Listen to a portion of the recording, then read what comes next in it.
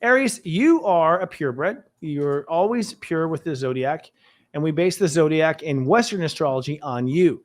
In Vedic astrology, they're based on Pisces. All right, just so you know.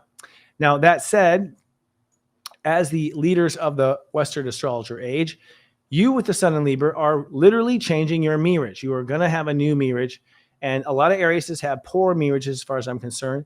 They're very rough on themselves. They don't often use compassion with themselves, and so they sort of bruise their way through it. So this will be a new mirage with yourself. Period. A new way of relating to yourself like you've never done before.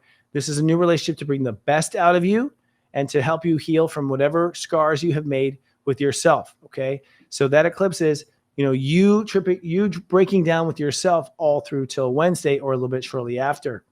Now, what that does is with the Earth on the other side, on the other side of that vacancy, creating a huge, pull towards the eclipse. That means that you're going to have a call to action when it comes to the way you treat yourself.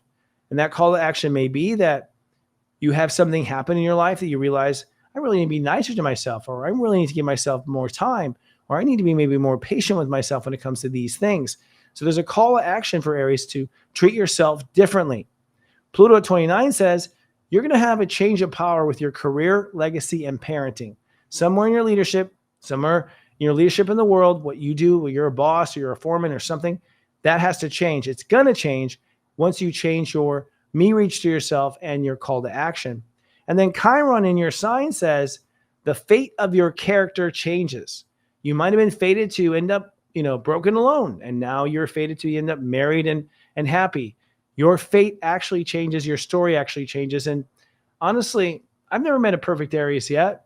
So every Aries' story ought to be changing. It's Aries.